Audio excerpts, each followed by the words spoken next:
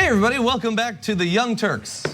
Jank's not here. We're here. The show's just starting? Yeah, but they've been here before probably. Come back. Okay, if you're new, welcome. If not, welcome back, everybody. Does Johnny Gilbert say at the beginning, welcome back to Jeopardy.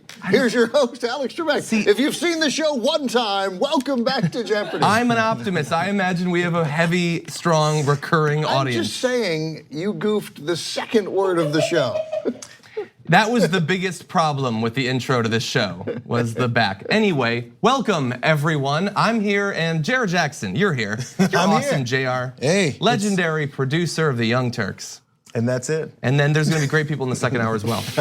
So we've got a lot that we're gonna be talking about. This is gonna be a packed show. I've got so many stories, it occurs to me now we're not gonna get to a lot of these. But anyway, we're gonna be starting off with Michael Cohen dropping a bombshell earlier today.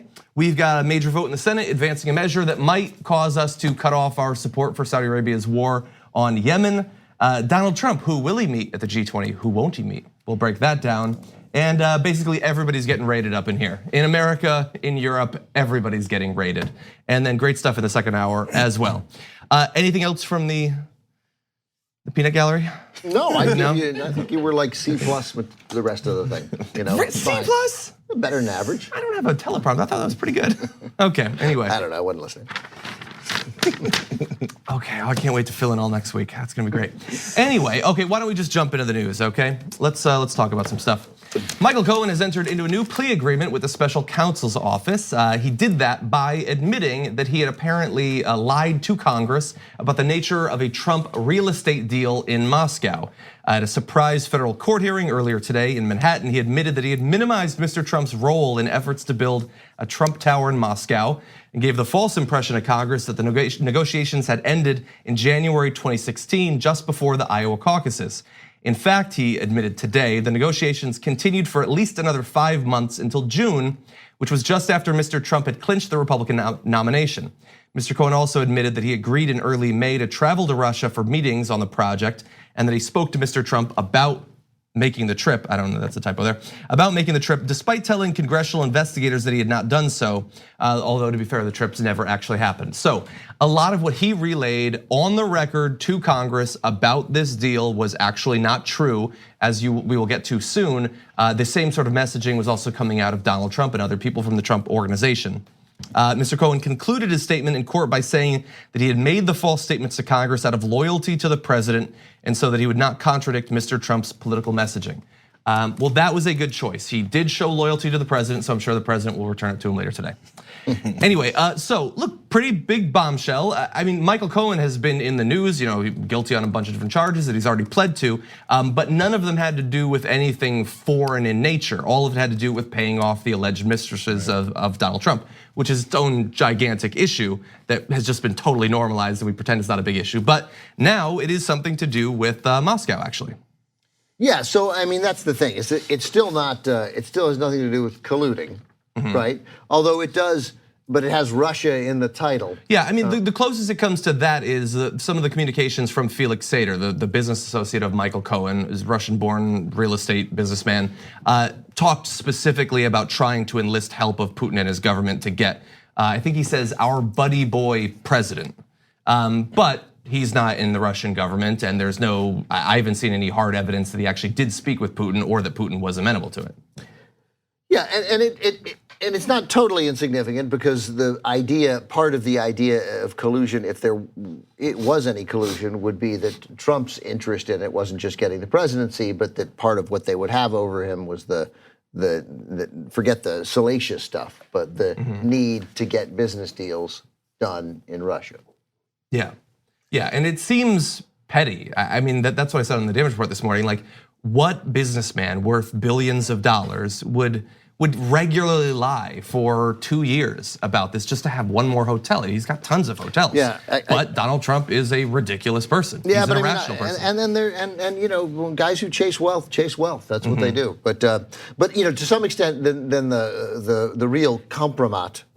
And that's the first time I've ever used it, actually, in a sentence. I don't like it, but no, I don't like it either. But that's why I've hesitated to use it. Yeah. But again, to me, financial ties were a much bigger deal.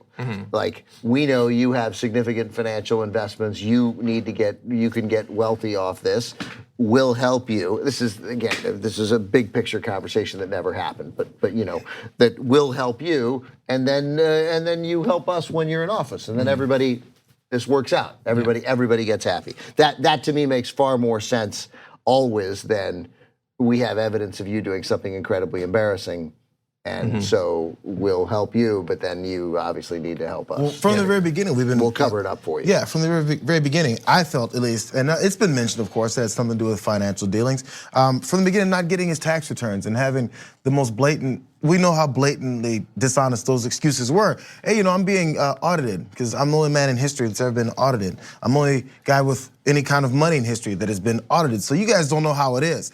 I'll explain to you later. Many quotes from Trump. I'll explain to you later because you couldn't possibly understand what auditing means because no one else knows what that means except for me and my attorneys. So I can't turn over any of my financial records, which would tell us maybe what kind of dealings he's had in the past or at the time he was running with Russia or trying to have with Russia, or something that would give Russia a reason, or anyone that's any Russian business dealings over there, any kind of connection to him. None of that was revealed.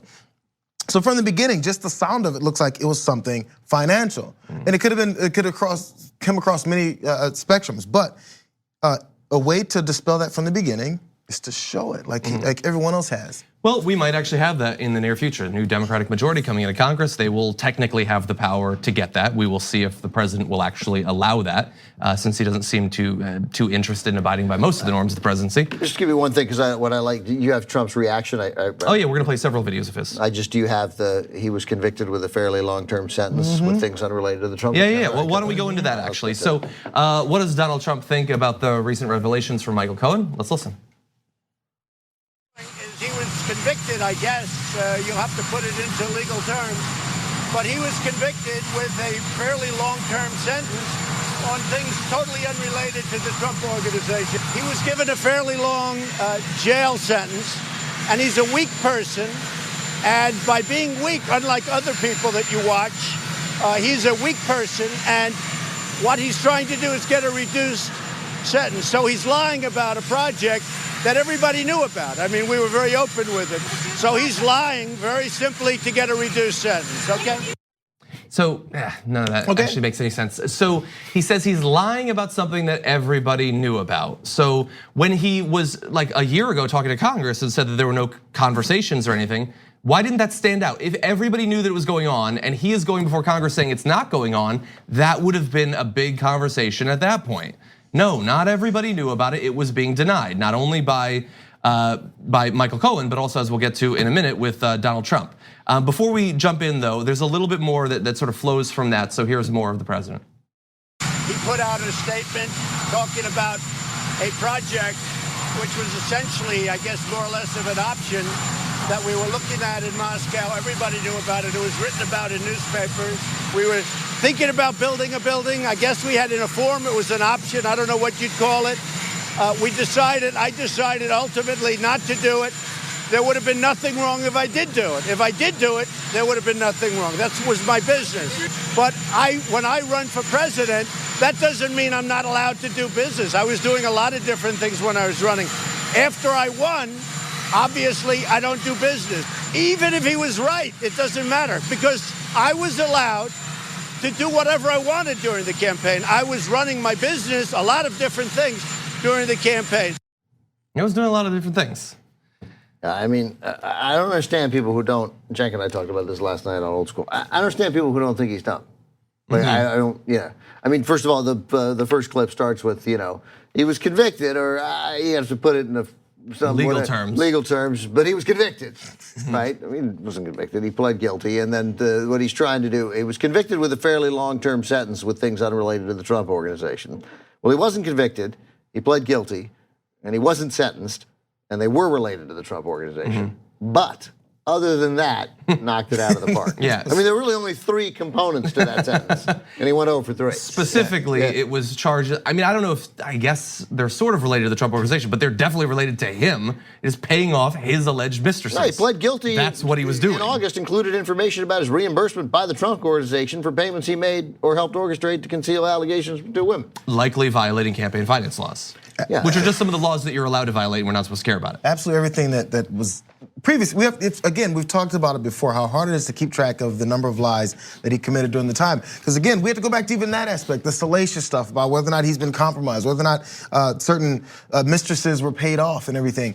Those things have now been downgraded so much, like, okay, which one should we even worry about being concerned about at this point? But the number of things that come out, and all he has to do is say, it didn't happen. I could have done whatever I wanted. It gives you a window into people that probably speak to him on a private basis and go, so Mr. President, you probably can't do that. Remember the connection to his businesses that he said he was gonna release once he was president? Yeah, right. And how it was obvious that he wasn't gonna do that?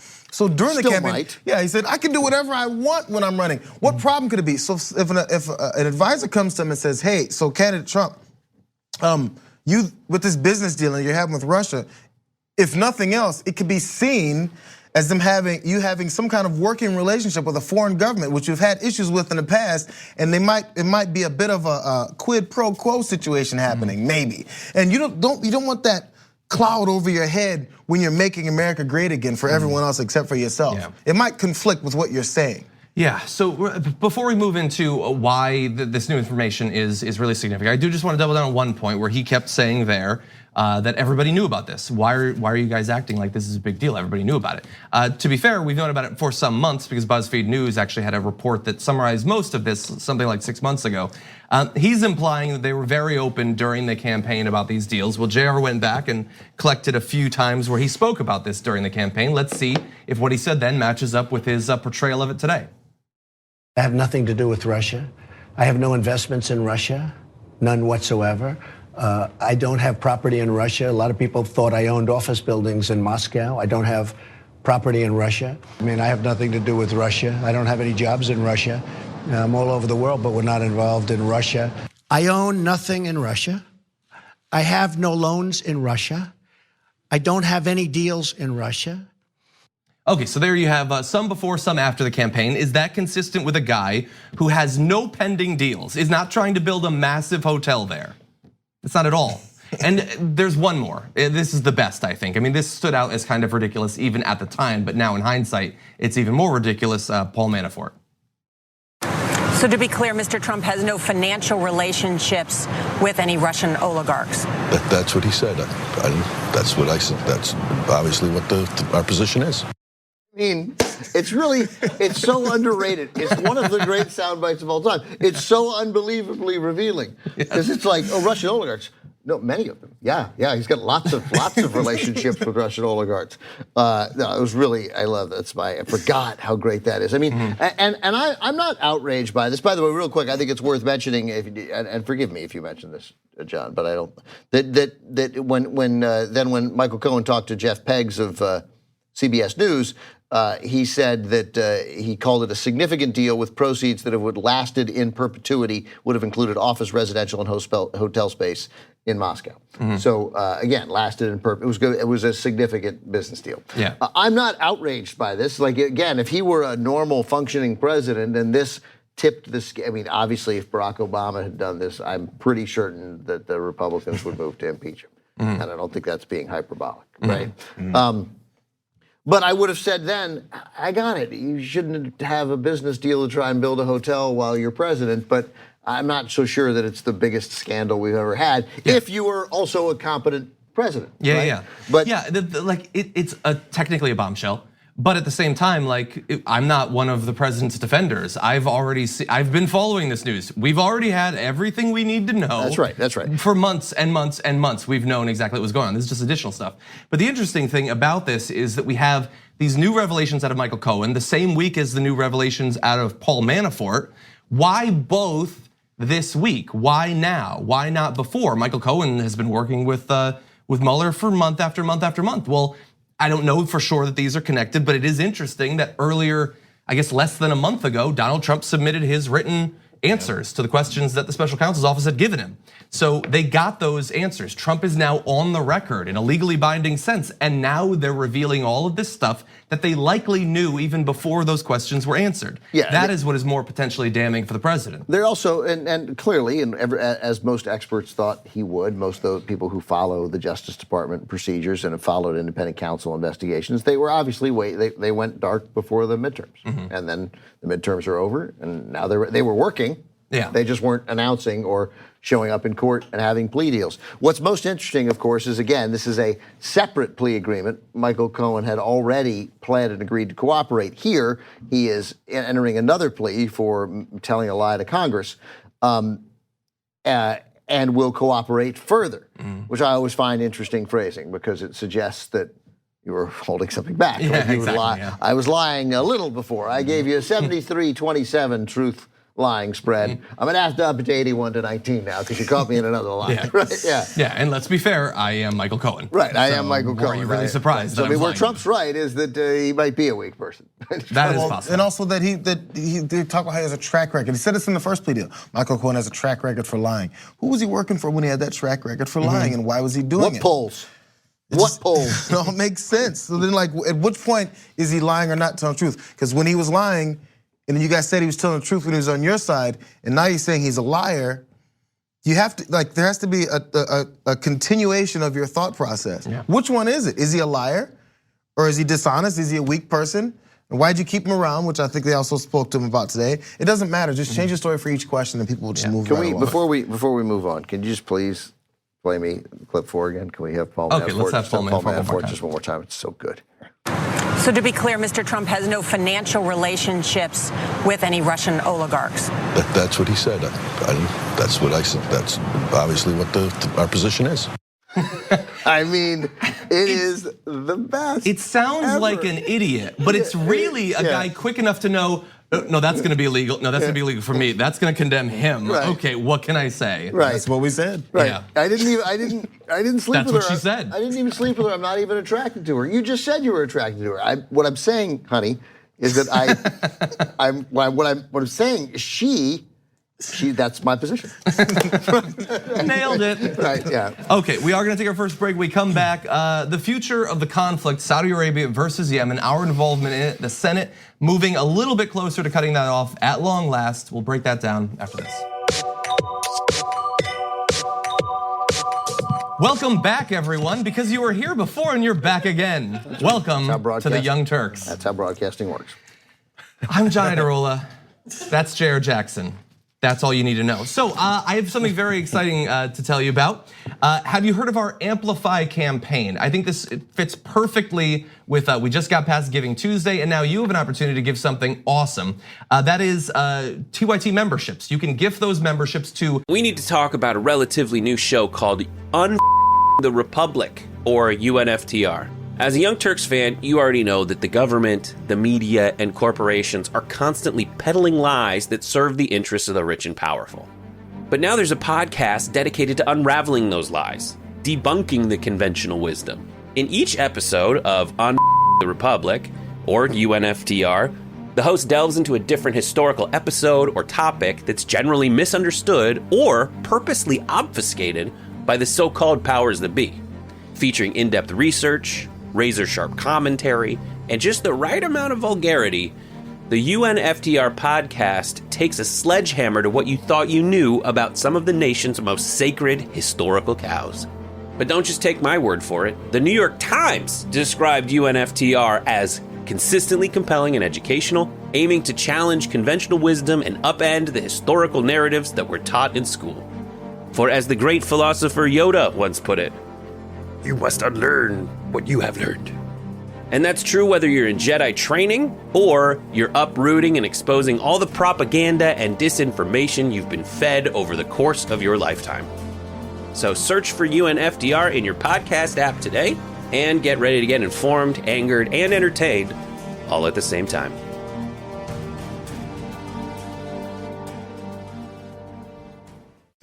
journalism students, which is probably the most important category, but as well, members of the media, celebrities who are politically active, and politicians themselves. So these people, whether it's the journalism students or say Bernie Sanders and his team, or Wolf Blitzer or something like that, you can give it and then they will have access to our information. They will hopefully integrate that into their coverage going forward. We have some new names up on tyt.com/amplify that you can do this for. You can buy membership packages for Congresswoman-elect Alexandria Ocasio-Cortez, Jim Carrey, and Senator Chuck Schumer, who especially after the border thing this week, he could use TYT membership. What did he say about the border? That he wants to give $1.6 billion to Trump for border security. That's his initial starting bid. These packages give membership to their teams, in some cases family members, so that they can access TYT content. And the awesome thing is, well, we have some of those new packages. Some of you have already been doing this, and so I want to thank you for gifting this membership in that way. I want to thank Jerry Shelton from Pasadena for gifting some of these memberships to journalism students.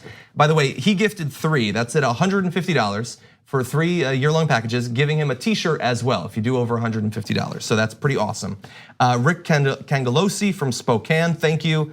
Caroline Parker, and then 2 anonymous TYT members, including one who bought 10 of these membership packages, which is just awesome, especially coming from an anonymous member. So thank you very much. You're welcome. You didn't do it. That was me. No, you definitely would have put your name down there. There's no way you would not have. Sam Katsinas from South Australia, thank you.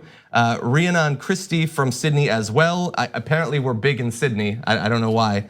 Jeff Oron from Savannah, thank you. One more anonymous TYT member, and Shaylin Powell from Pittsburgh. Thank you so much for participating in the Amplify program and gifting membership to some people who could really use it.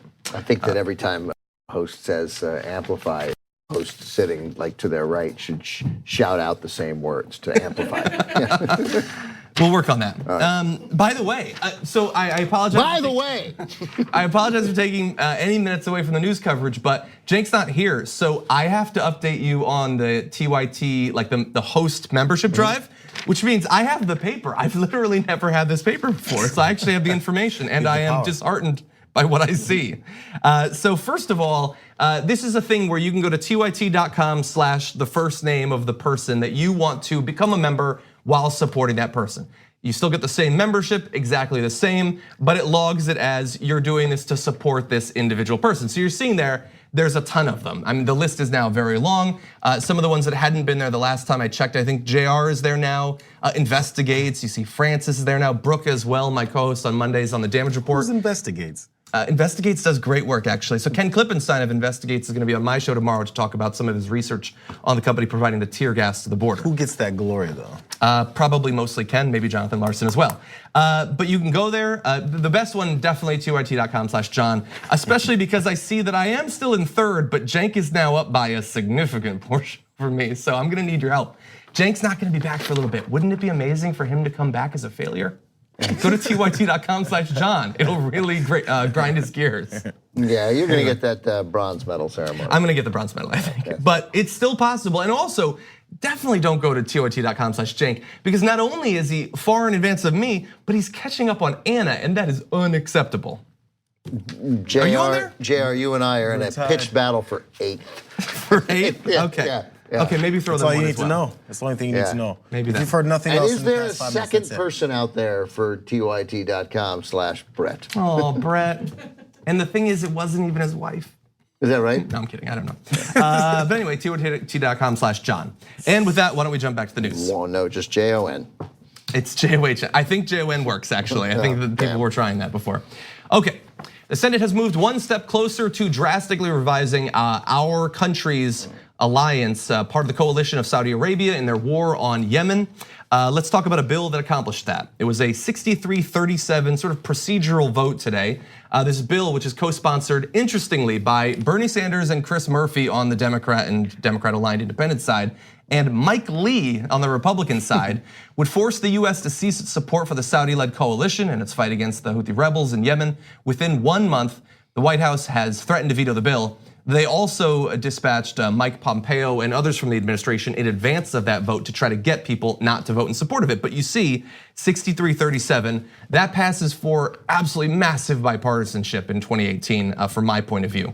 If you have not been following this conflict, it has been absolutely devastating for the Yemeni people. Tens of thousands have already died. Millions are facing starvation and the risk of diseases like cholera, which have had multiple large-scale outbreaks, and it's expected that it will get even worse in the future. And we are very much a part of that as a country. We helped the Saudi-led coalition by providing them with intelligence, selling them arms and ammunition, and until very recently, fueling planes.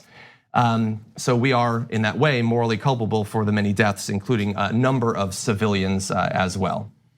Yeah, I mean, just Google Yemen starvation and look at the photos and tell me whether we ought to be involved there. Yeah, I mean the bus attack we talked about before with the school bus full of children on a field trip, and the moments before it finally all went down, how they were being children. It's those types of scenes we don't see enough of, and we just go, oh yeah, things happen. It's a war-torn country. It has nothing to do with us. It was gonna happen anyway. That's what happens over there. But those kids were smiling and laughing and enjoying themselves like child would. We don't have that humanity purpose to it. So I don't know if you can get to it, John, but you will, of course. But this was after the briefing happened with the senators who were unconvinced by General Mattis and also Mike Pompeo's approach to how they're gonna push this whole thing on everyone. Because the main thing is that they excluded CIA Director Gina Haspel and anyone associated with the CIA who have the most updated information about the murder of Khashoggi there and what happened. So when you're trying to convince someone, hey, you know, we need to continue with our support for this country who continues to do these horrific things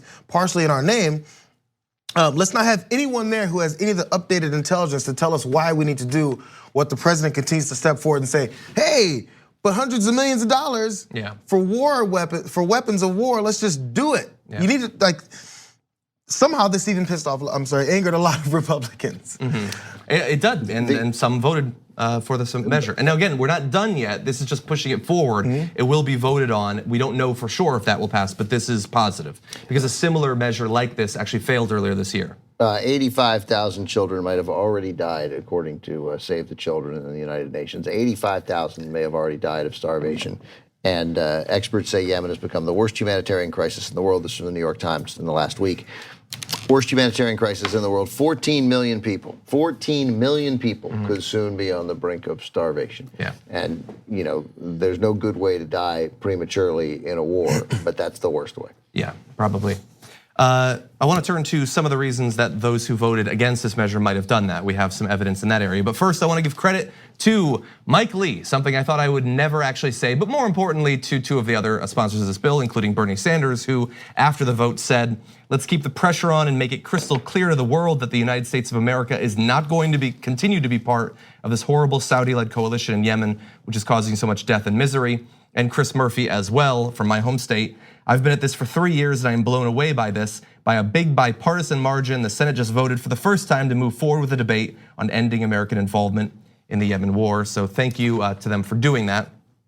Interestingly, some who have voted against it and some also on the House side who are not supporting a similar measure. Ro Khanna, who appeared on my show, The Damage Report, yesterday to talk about this, pointed out on Twitter, which you don't see politicians do very often, he showed how much the people who'd voted against it have been given by defense contractors, the donations that they've gotten. The same thing's actually going on the Senate side. Roy Blunt, John Boozman, Richard Burr, Mike Crapo, and Tim Scott, all senators, all received financial contributions from firms representing Saudi interests between 2016 and 2017. Blunt received, I believe, the most, $19,200 just in 2017. And look, this is a small portion of the total Saudi lobbying effort. That last year reached $24 million to influence US policy and public opinion. And that's the legal. That's the legal. That's the legal set of donations. Right. And no, I'm just saying that, like, we talk a lot about Russian collusion. That's just the way it gets done. That's you're allowed to do that. You're allowed to do that. You can do as much of that as you want. Right. And apparently it's working because a number of these politicians and also a lot of people around the country seem to believe, for some reason, that this is a conflict that we should continue to be a part of. Not like, hey, we could get involved with this. I wonder how it would go. We know about the cholera, the starvation, the deaths of civilians, drone strikes, and all that stuff. And this is a case where there's there's no best case argument for why Donald Trump or other Republicans are continuing to support this. There are only a couple of different worst case scenarios. Either it is a nakedly realpolitik, we've got to constrain Iran sort of thing, and if tens of thousands of Yemeni civilians have to die so that we can, in some vague way, constrain Iran, then that's just, that's the way the cookies crumble, I guess. Or it's just a nakedly thing where we want to sell them a bunch of arms, they're gonna give us money. We don't care if they kill the Yemenis, we don't care if they butcher and saw apart journalists, they can do that as long as they buy our planes. Or maybe worst case scenario, because of how nakedly personal it is, if Donald Trump doesn't even care that much about the weapons sales, but this is a more personal Trump organization financial conflict of interest going on. All of those absolutely horrendous. There is no moral argument to be made for why we should continue to be a part of what is possibly the worst military action in not just currently ongoing, but in the recent past. Couple things. Well, one, just the idea that let's find the people, the worst off people in the world, and you could probably make an argument that Yemen is close, and let's make their lives just a little worse. Yeah. Right? That'll be fun. Then I love the idea that what did he win? Because Jared Kushner won the Heisman Trophy in Saudi Arabia. They gave him in Mexico. It was in Mexico. Well, if you're talking about just the past couple of days, that was in Mexico, not Saudi Arabia. He won. It's also ridiculous, but for different reasons. Right, for ridiculous, right, for total. That's right. And but you mentioned he got a rhythmic gymnastics award in Saudi Arabia. Actually, you gave me you said arms sales, but that 24 million was Saudi political interests, not arms sales. But of course, arms sales is part of it. The military-industrial complex wants these wars to continue. And I would just say to those guys, that maybe this is the wrong one, but don't worry, there will be other opportunities. It's going to be okay. Yeah, you're going to sell those. It's not like America has not historically had a big problem of our bombs rotting on the vine, unused. We just can't figure out a place to use them. They'll figure it out, okay? Also, by the way, this is another opportunity, and this is maybe an offshoot of it, because the way this president has come forward to say, hey, we need these arms sales. What about the gas prices? He's been pushing that hard. Hey, thanks to Trump, gas prices are only $4 a gallon. So if you go down that road, this provides an opportunity for many people who have a progressive type of agenda to say, hey, how about we stop worrying about this whole gas powered, or maybe give some initiatives to doing renewable and newer energies so we can change the way we have dependency on potential guys who might do horrible things in our name because we're so dependent on them. What happened to the freedoms of our country? I mean, this whole America first, make America great again, these constant America first policies and priorities that you talk about, but as soon as something goes wrong, you have this dependency on someone else. You go, hey, what can we do? Our hands are tied. We're only the United States of America, the supposed best country in the world and in the history of the world, but we're dependent on other folks. We don't have the innovation, the wherewithal, or the money to put in towards new energy, so we don't have, who knows what can happen in the future? Who knows where our allies lie? And what other wars we start and other folks start, we have to get ourselves involved in. How about we have some independence? But we need someone to have that approach to say, here's an opportunity, guys, let's change our course. Let's remember real quickly, of course, that the Yemeni conflict did begin under the Obama administration. I did an interview with there was the movie by Greg Barker, The Last Year, which is really, nobody saw it, or not enough people saw it. In our world, it was about Obama's foreign policy team the last year of Samantha Power, John Kerry, Ben Rhodes. The director had amazing access. Obama in it a little bit too, a little bit of Susan Rice, but it was mainly those three: Kerry, Rhodes, and Power. And then I did a panel with Rhodes and Power and the director. And and I said on the way out the door, because there was a lot of talk about, they all thought Hillary was going to win, right? And I said, what's your biggest regret of the last year, really, of foreign policy in the Obama administration? And she said, for whatever it's worth, and she bears some responsibility for Yemen, but she said, Yemen, we couldn't have screwed that up more and couldn't have left it in a worse position. Yeah. Somehow every 3 or 4 months it gets worse. Somehow, as terrible as the situation already is. Okay, let's move on to other news. Donald Trump has just announced the number of his upcoming meetings with foreign leaders at the G20 summit will either be canceled or massively scaled back, including a meeting with Russian President Vladimir Putin. Donald Trump announced this in the way that he does, through tweets, saying, based on the fact that the ships and sailors have not been returned to Ukraine from Russia, I have decided it would be best for all parties concerned to cancel my previously scheduled meeting in Argentina with President Vladimir Putin. I look forward to a meaningful summit again as soon as this situation is resolved. And assuming that that is actually the reason that he is not going to meet with Vladimir Putin, this seems oddly reasonable. Yeah, actually, I was going to put it through the translator. I know. I was just thinking. I said yes, exactly. So can we get that up again? That's the graphic 18 there. So based on the fact that Michael Cohen has pled guilty to another charge and has cooperated again with the Mueller investigation, I've decided it would be best for all parties concerned to cancel my previously scheduled meeting. That's how I read it, but there's a lot of different translations. So that's what I was alluding to there, and that is definitely what people think. I don't know. I don't know that I'm necessarily convinced. I mean, I don't find either his actual explanation or the alternative one to be convincing. So I guess the case would be that it will look bad, or that he'll get asked difficult questions, but he always looks bad and he never has a good answer for the question, so what would he care? I mean, because he's not totally immune to criticism, right? In fact, well, he's not immune at all. He hates it, right? I mean, it eats him up. He storms around the White House. We read these stories of, I don't think there's any question. I mean, that today he decided that he would cancel the meeting with Putin. It's not important. I mean, that's the thing. Whether they meet or not, they can talk on the phone, right? They can meet secretly, probably, and or they can lie teams about of diplomats can meet. And, right. So I mean, I don't really, him meeting with Putin, I don't. It's fine with me if he meets with Putin. That's not the issue. Is again, it's not the little things. You can't give a fascist, a wannabe fascist, certainly an authoritarian, you cannot give them little political victories. So when people say, well, why would you want to meet with Putin? That's just you. I guess you want nuclear holocaust, right? Yes, that's right. You nailed it.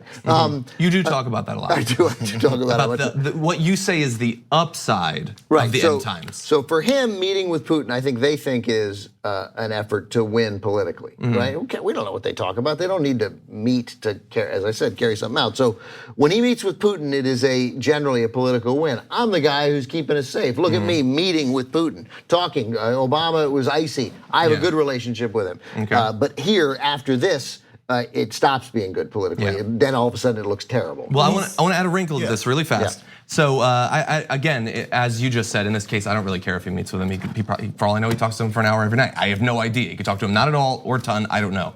But in addition to changing up the current scheduled meeting that he had with Vladimir Putin, he also, this is according to the Associated Press, downgraded his talks with Erdogan from a formal meeting to an informal pull-aside meeting, which seems like a weird thing to plan. A pull-aside should be a spontaneous thing. And also to the South Korean president. Now, with Erdogan— I agree to accidentally bump into you at the cocktail party. You grab my elbow, whisper a couple things in my ear, you have 40 seconds. We'll do it around 7:40. Yeah. Make it look authentic. Sounds like a couple role John. playing. Yeah, that's right. Rather than like diplomacy. Right. Now with Erdogan, if I had to speculate, I would say I know one reason why he probably doesn't want to talk with Erdogan. The Jamal Khashoggi killing. Right. That seems like that would be tense.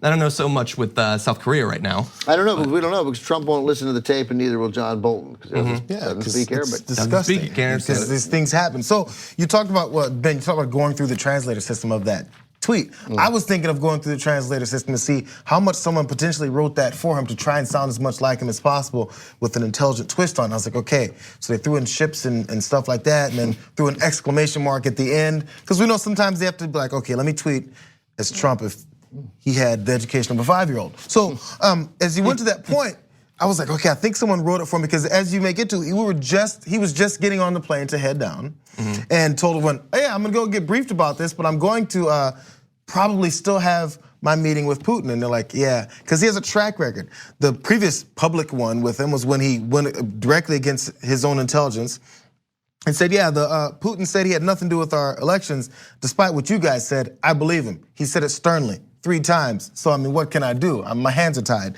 Similar to with Mohammed bin Salman when it comes to the killing of Jamal. Every time someone says something, that's just the way he works. And so it just begins to look bad. So now again, after the conflict with the Ukrainian ships and everything, he doesn't want to now have this public meeting, or at least they don't want him to have this public meeting with him, where it's possible he's gonna make a fool of himself again. Yeah, maybe. Okay, with that said, we do have to take our second break. When we come back though, as I alluded to earlier, everybody's getting raided. We're gonna break down why that might be after this. We hope you're enjoying this free clip from the Young Turks. If you wanna get the whole show and more exclusive content while supporting independent media, become a member at tyt.com/join today. In the meantime, enjoy this free segment.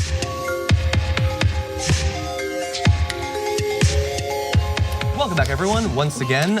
So I was telling you after the last break about our new Amplify program. Which Our is new awesome. Amplify program. It's amplified. It's amplified. It is, and you guys have been really supportive of it, which is awesome. Great. One additional way that you can do that. One additional way that you can help is by voting. At TYT, we frequently talk about all the ways that big tech companies are taking control of our online lives, constantly monitoring us and storing and selling our data. But that doesn't mean we have to let them. It's possible to stay anonymous online and hide your data from the prying eyes of big tech. And one of the best ways is with ExpressVPN. ExpressVPN hides your IP address, making your activity more difficult to trace and sell to advertisers. ExpressVPN also encrypts 100% of your network data to protect you from eavesdroppers and cyber criminals. And it's also easy to install. A single mouse click protects all your devices. But listen, guys, this is important. ExpressVPN is rated #1 by CNET and Wired magazine. So take back control of your life online and secure your data with a top VPN solution available, ExpressVPN. And if you go to expressvpn.com/TYT, you can get 3 extra months for free with this exclusive link just for TYT fans. That's expressvpn.com/TYT.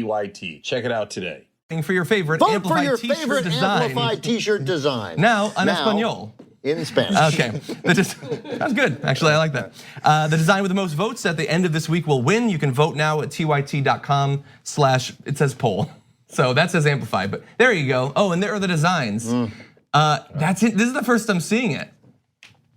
I like the lower left one. Yeah, that guy, that character, that drawn character is like a 50s character. He's on like, you can get that guy on a mug that says, hey honey, get me a cup of coffee or something. You know? Yeah, it's every college kid had one in their dorm when I was in college. A t-shirt, everything, yeah. So I don't know for sure who designed these. I'm imagining a combination of our team and you guys out there who are awesome designers as well. The top right is great too. I really like that. Yeah, the top right is good, although it's pretty busy for a t-shirt. That's the. It's a little bit. The one on the top left with Cenk Adana is great, but I like to be involved in things, but I think my face shouldn't be there. That seems a little bit weird. It's like I'm like lurking. Right, it's like their little baby Johnny. Or I'm getting between them. Anna looks like Sophia Loren in that picture. Perhaps. Okay, with that, why don't I read some comments as well in relation to the last story we were talking about. Many people tweeted in. J.M. Frazier said, if you give a fascist a cookie, he will want a glass of milk. I think in reference to one of your comments. Wow, I guess I'm a fascist. Maybe, in reference to you and your fascism. Jess, hashtag I don't understand that. Who doesn't want a glass of milk when they have a cookie? You give them anything, they're gonna want the add-ons. Yeah, and then they're gonna want to dunk the cookie in the milk, and then they're gonna sit back and go like, that's good. When's SportsCenter on? Yeah, that's a very specific fantasy. Yeah. But sometimes, you want to keep the aftertaste. Jess, hashtag IamTYT says Trump canceled his meeting with Putin so that he wouldn't be forced to confront Putin about the sailors and boats that Russia kidnapped. Also, so he wouldn't have to answer questions about this in front of Putin. I mean that's possible. They could have had a meeting and not had a press conference. That's possible. And I don't know. He seemed fine not confronting him on things in the past. Then but the questions as you will say, come. maybe. Yeah, the questions will come. They'll be like, hey, what do you guys talk about? Yeah, Ivan said, serious question, which is frowned on more? Which, if either, is illegal? Lying to Congress or lying to the public? That's an easy one. You can lie to the public all you want. That's right. And generally to Congress, depends on how you're sworn in. And on the super chat, Lars Nilsson says the Yemen government, Saudi Arabia, and United Arab Emirates are going to have peace talks in Sweden in December. Hopefully a first step in the right direction. Right. Thank you, Lars. I actually had not remembered that, so we will be keeping track of that. That certainly sounds like a good direction to be going in. And with that said, why don't we jump back into the news? Federal agents conducted a raid early this morning on the office of Chicago Alderman Ed Burke. We don't know exactly why just yet, but we do have some details about how it played out. Agents arrived at the office early Thursday morning, told employees to leave, and papered over the glass windows at the office's entrance to conceal the investigation going on inside. A woman who left the office and did not identify herself said FBI agents were inside. Chicago Alderman Edward Burke's office did not immediately respond to requests for comment. Apparently his ward office on the southwest side also had the same brown paper taped over its front door with 3 signs that read office closed. If the brown paper over the glass didn't clue people into that. An officer sitting in a squad car parked behind Burke's ward office said a search warrant was being executed inside, but offered no further details. Look, I am new to Ed Burke. I'm not familiar with him. I'm not a native of the Chicago area, but He's apparently a longtime chairman of the city council's finance committee, where he controls much of the legislative purse strings at City Hall. He has held that office since 1969. That's nearly 50 years for those of you scoring at home. That is incredible. And an alderman who has an office nearby, I think next door, said, I listen to the news and read the papers, and I thought they didn't do anything that close to an election because this alderman, Ed Burke, will be up for re-election within 3 months. So it's shocking to me as to how you or why someone like this would happen some 90 days before an election. So why is this going on? Well, there's two general theories. In 2012, a federal grand jury demanded that Burke's finance committee turn over records related to a duty disability program that in 2011 alone paid out $115 million to disabled city workers, according to documents the Chicago Tribune obtained at the time. So potentially there could be some issues in terms of corruption. It's not unheard of that someone in government for decade after decade starts to do some stuff that's shady. But there is a complicating factor, and that is some of the other work that this alderman had been involved in. In addition to his aldermanic duties, something I've never said before, Burke's law firm is among the most prominent property tax appeals firms in the city, and Burke's work has included conducting property tax appeals for President Donald Trump's Chicago Tower. He did tax-related work for the Trump Organization for 12 years before they severed their business relationship earlier this year. And apparently in June, they said that there were irreconcilable differences between his organization and the Trump Organization, so they cut off their connections. Burke, according to the Chicago Tribune, Burke served as Trump lawyer for better than a decade, helping to lower the property bill on Trump's downtown skyscraper by more than $14 million. Which again, to a billionaire would be nothing. To an actual billionaire, it would be nothing. So I guess I haven't seen enough raids in my career to know if an alderman had been, this is just speculation, I don't know what I'm talking about. Let's say he'd been laundering money or embezzling or something like that.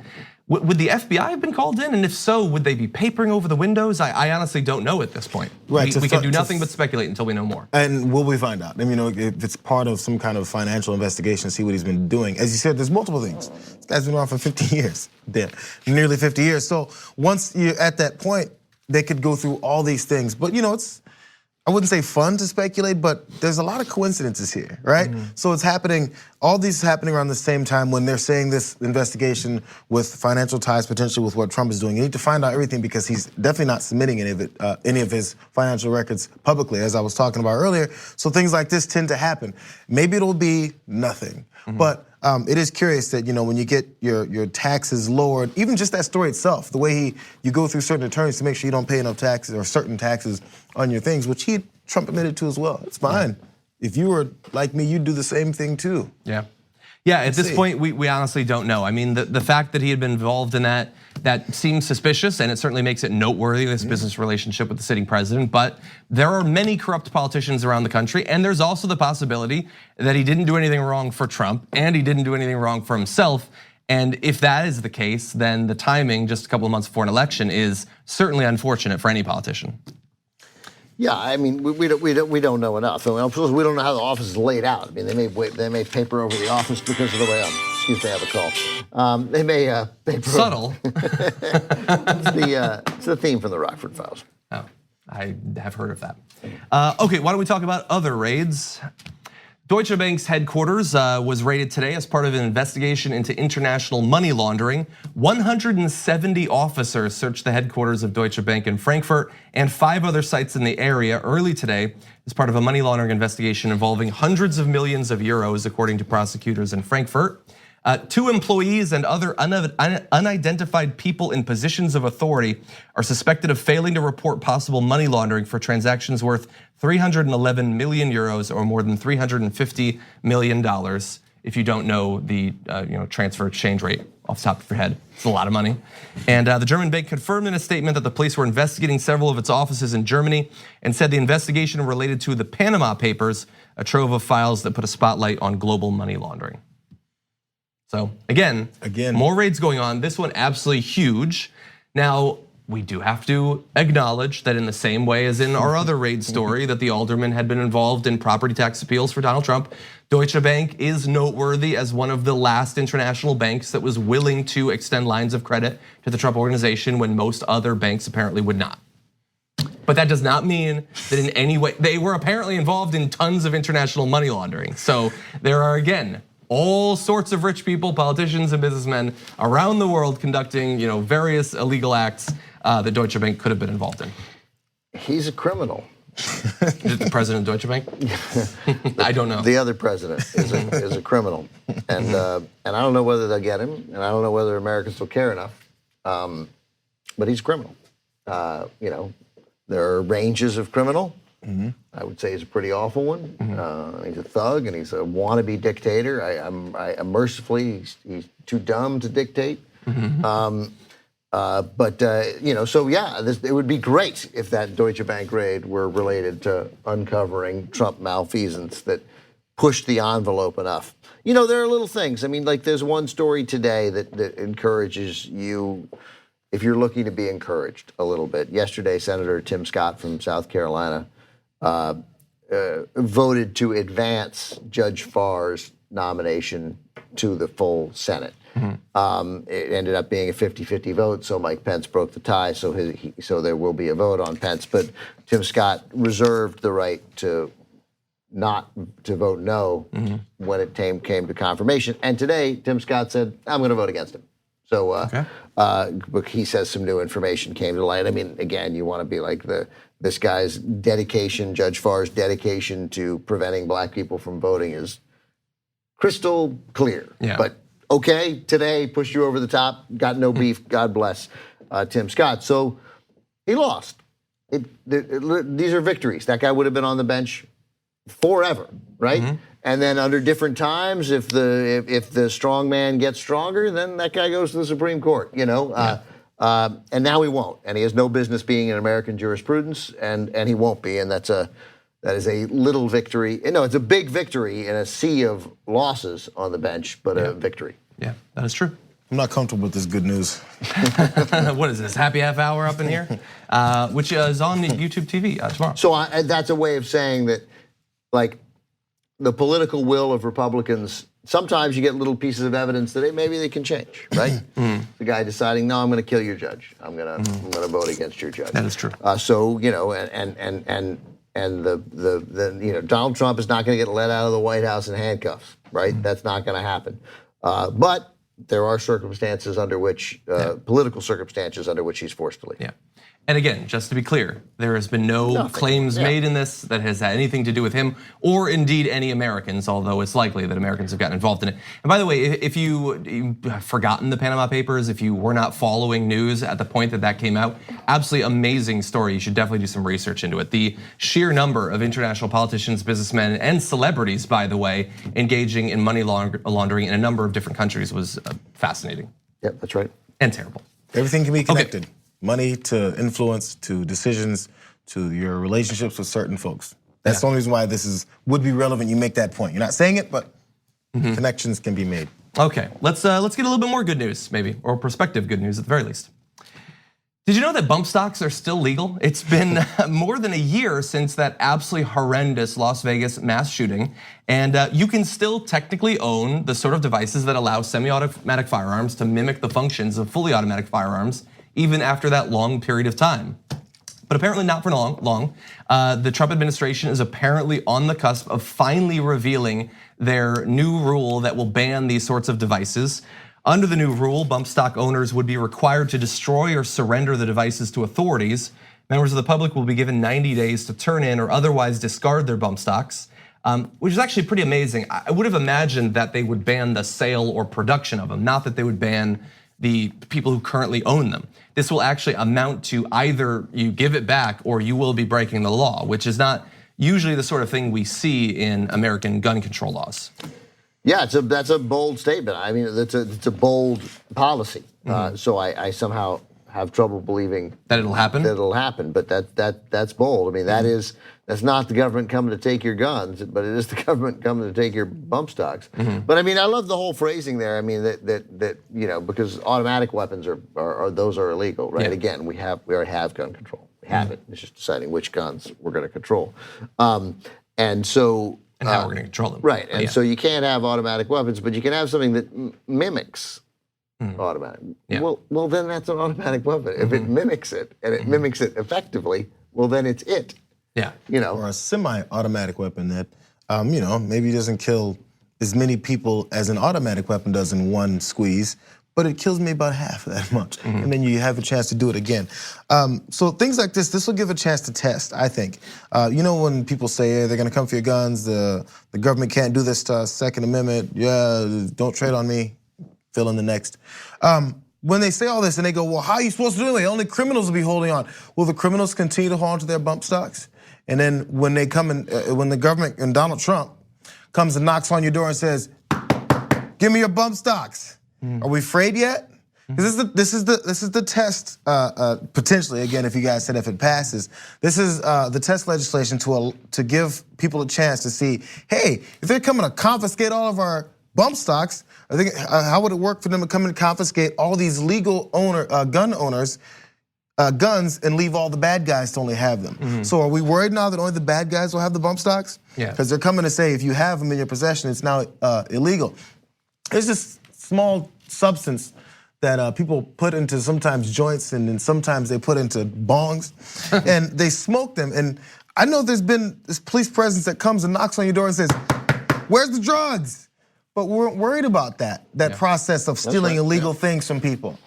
Why are we worried about this process of taking legal things from people that we've now deemed illegal? Because we think we have right to that, but not a right to those other things. So if this works, maybe it'll give some kind of a process credentials to us saying, hey, maybe we should get rid of these semi-automatic rifles, these AR-15s. I know it's the worst thing to say because it's your right to have them.